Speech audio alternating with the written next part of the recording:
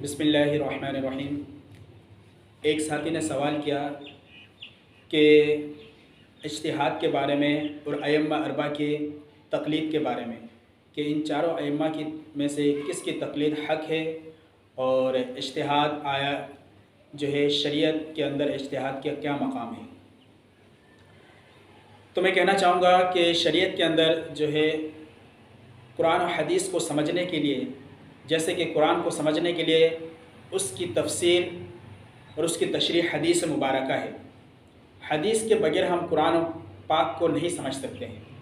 اسی طرح حدیث کو سمجھنے کے لیے ہمیں اقوال صحابہ اور حیات صحابہ اور جو ہے صحابہ کی زندگی کا جو ہے جب تک ہمارے سامنے نہیں آئے گا کہ کس طریقے سے صحابہ نے اس حدیث مبارک پہ عمل کی، کس طریقے سے صحابہ رضوان اللہ اجمعین نے اس حدیث پہ عمل کر کے دکھایا، تو اسے کہتے ہیں اجماع۔ تو حدیث کو سمجھنے کے لیے اجماع صحابہ کی زندگی کا ہمیں جو ہے مطالعہ اور ہمارے اندر اس چیز کی معرفت اور اس کی جو ہے پہچان ہونی پڑے گی۔ اب رہی قیاس، جب ہمیں کوئی مسئلے میں پڑے، جب وہ ہمیں قرآن میں ڈھونڈیں گے، اب وہ مسئلہ قرآن سے حل نہیں ہو رہا، پھر ہم رجوع کریں گے حدیث کی طرف، وہ مسئلہ حدیث سے بھی ہمیں جو ہے پتہ نہیں چل رہا کہ اس کی تشریح ہمیں نہیں ملنی، ہم جائیں گے اجماع صحابہ رضوان اجمعین کی طرف۔ جب وہ مسئلے صحابہ میں بھی نہیں پایا گیا، ظاہر بات ہے کہ بعد میں آنے والے زمانے میں کچھ ایسے نئے مسائل نے جنم لی جو کہ ان زمانے میں وہ مسئلے، وہ حالات، وہ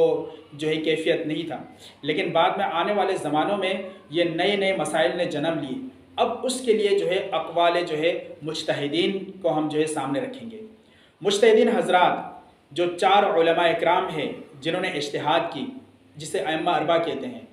ان میں سے امام اعظم ابو حنیفہ جسے حنفی المسلک کہلاتا ہے، امام شافعی رحمہ اللہ جو شافعی المسلک کے جو ہے معتقدین اور اس کی تقلید کرنے اور اسے شافعی المسلک کہلاتا ہے، امام احمد بن حنبل جسے حنبلی کہلاتے ہیں، اور امام مالک رحمہ اللہ جو مدینۃ العلم سے بھی جس کو تعبیر کرتے ہیں۔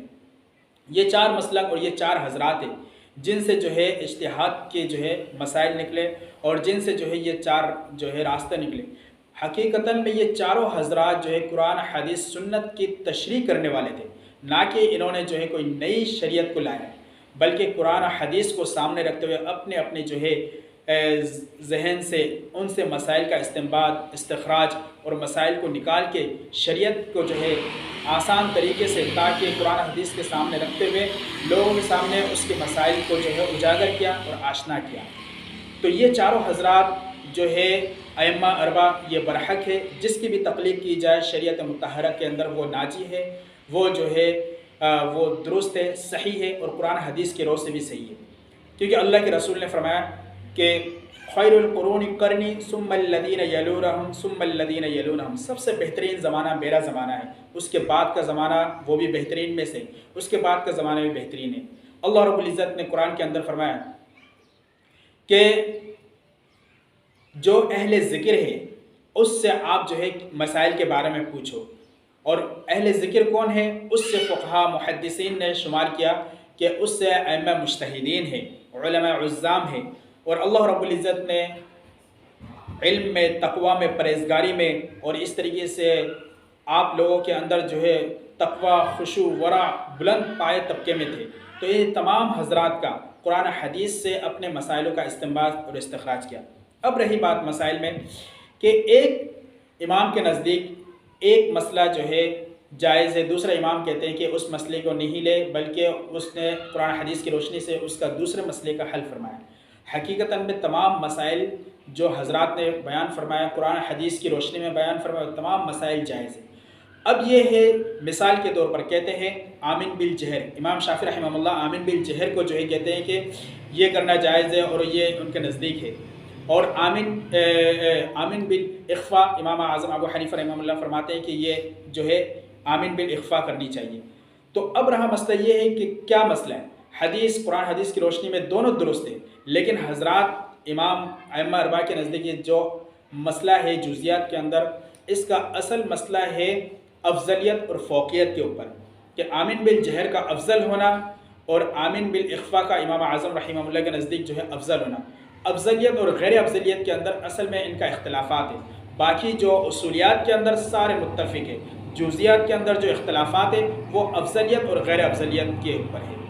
یہ نہیں کہ یہ شریعت میں ہے، یہ شریعت میں نہیں ہے، یہ شریعت کے خلاف نہیں، بلکہ یہ تمام چیزیں قرآن حدیث کی روشنی میں بالکل برحق ہے، صحیح ہے، درست ہے۔ لیکن اصل جو معاملہ ہے ان ائمہ کے نزدیک افضلیت اور فوقیت پہ، کہ بعض حضرات نے حدیث سنت کو سامنے رکھتے ہوئے ان کی افضلیت کو کہا ہے، بعض حضرات نے دوسرے حدیث مبارکہ پہ عمل کرتے ہوئے انہوں نے غیر افضلیت کہا ہے۔ اس طریقے سے جو ہے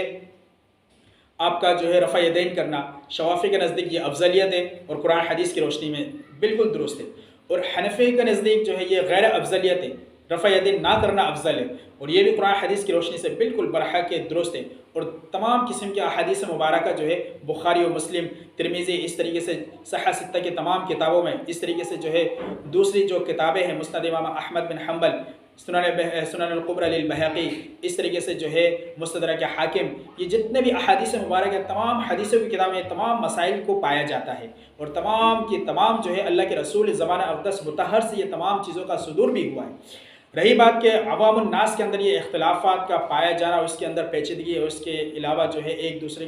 کے جو ہے تکفیر، ایک دوسرے کے خلاف بیان کرنا، یہ سراسر غلط ہے، اس طریقے سے عوام الناس ہرگز نہ کرے۔ یہ چاروں ائمہ ہمارے لیے قابل جو ہے احترام ہے، چاروں ائمہ نے ایک دوسرے کے احترام کی، ایک دوسرے کی جو ہے لحاظ کیا، ایک دوسرے کے تمام ائمہ نے جو ہے قدر کیے، کسی نے کسی کے خلاف ضد، عناد، غصے، تکبر، ریا کی بنا پر انہوں نے ایک دوسرے کے مسائل کو خلاف نہیں کہا، بلکہ مسائل کے اندر جو ہے بہت سارے مسائل کو نکالنے کی غرض سے اور امت کے اندر ایک جو ہے نرمی اور اتحاد اور امت کے اندر ایک آسانی کو پیدا کرنے کے لیے ان تمام مسائل کا استخراج اور استنباط کیا گیا ہے۔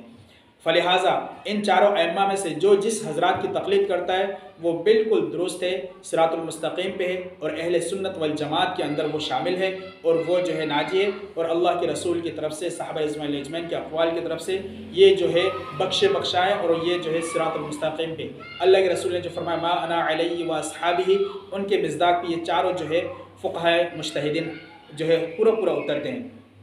ان کے علاوہ، ان چار ائمہ کے علاوہ جو دوسرے راستے اختیار کیے گئے ہیں، جو دوسرے راستے پہ چل رہے، وہ جو ہے اہل سنت والجماعت سے کٹے ہوئے، ان میں سے معتزلہ ہے، روافض ہے، مرجیہ ہے، قدریہ ہے، اس طریقے سے جو ہے فرقہ، بہت سارے فرقہ ہے، جو ہے خارجیہ ہے، یہ سارے کے سارے فرقہ، اس طریقے سے اہل حدیث ہے جو کہ شافی المسلک میں سے نہیں ہے لیکن اپنے آپ کو اہل حدیث کہتے ہیں، تو یہ حضرات جو ہے یہ اہل سنت والجماعت کے اندر شمار نہیں ہے۔ ہاں، اہل حدیث حضرات اگر شافی المسلک پہ عمل کر رہے ہیں تو پھر وہ اہل سنت والجماعت کے اندر ہے۔ تو اللہ رب العزت جو ہے اس تمام باتوں کو سمجھنے کی توفیق عطا فرمائے۔ میں نے ان تمام باتوں کی نچوڑ جو لی ہے اعلام الموقعین عن رب العالمین، جو علامہ ابن القیم الجوزی رحمہ اللہ نے لکھی ہے، دیکھ سکتے ہیں، یہ ان کی کتاب ہے اعلام الموقعین۔ اس طریقے سے جو ہے اصول اجتہاد، ائمہ اربعہ کی اصول اجتہاد، ان کی جو ہے کتاب ہے، ان کا آپ مطالعہ کریں گے تو آپ کو جو ہے اس کی تمام چیزیں کھل کے سامنے آ جائے گا۔ اور ایک کتاب شیخ عوامہ رحمہ اللہ نے لکھا ہے، اس کتاب کا نام جو ہے اس کے عربی میں ہے، اور اس کتاب کا جو ہے اثر الحدیث فی اختلاف الفقہاء اربعہ، اس کی جو ہے شیخ عوامہ رحمہ اللہ حفظہ اللہ نے اس کتاب کو لکھی، اور اس کا اردو میں ترجمہ بھی ہے، اختلاف فقہاء میں حدیث کا کردار، دیکھ سکتے ہیں۔ اور اس طریقے سے جو میں نے کہا ہے، جو انتہائی بہت ہی بہترین کتاب ہے اعلام الموقعین عن رب العالمین، یہ علامہ ابن جوزی رحمہ اللہ کی ہے۔ ان میں سے میں نے جو ہے جو مختصر انداز پہ آپ کے سامنے میں نے بیان کی، اگر تفصیلی طور پہ آپ کو دیکھنا ہے تو ان کتابوں کا مطالعہ کریں، انشاءاللہ العزیز بہت ہی مفید ترین کتاب ہے۔ اللہ رب العزت ہمیں صحیح معنوں پہ سمجھنے کی توفیق عطا فرمائے، اور شریعت مطہرہ پر عمل کر کے، اور ائمہ اربعہ جو ہمارے لیے جو ہے قابل تقلید ہے، اور وہ قابل اعتبار ہے، اور وہ جو ہے اللہ کے نزدیک جو ہے مقبول ترین میں سے ہے، اور اللہ کے نزدیک وہ سب سے بہترین میں سے ہے، اور انہی کی توسط سے امت کے اندر جو ایک آسانیاں ہوئی، اور امت کو جو ہدایت کے راستے ملے، اور انہی کی توسط سے امت کو جو صراط المستقیم کے ایک راستے ہموار ملا ہے، انہی حضرات کی جو ہے محنت، کوشش، مجاہدہ، اور ان کی جو ہے بھرپور انداز پہ امت کے سامنے جو ہے ان کے علم، تقوی، پرہیزگاری کی نچوڑ جو ہے انہوں نے دنیا میں چھوڑ کے گئے، آنے والے ان کے لیے جو ہے یہ مشعل راہ ہے۔ اللہ رب العزت ہمیں جو ہے اس بات کو صحیح معنوں پہ سمجھ کے اس پہ عمل کرنے کی توفیق عطا فرمائے۔ وآخر دعوانا الحمدللہ۔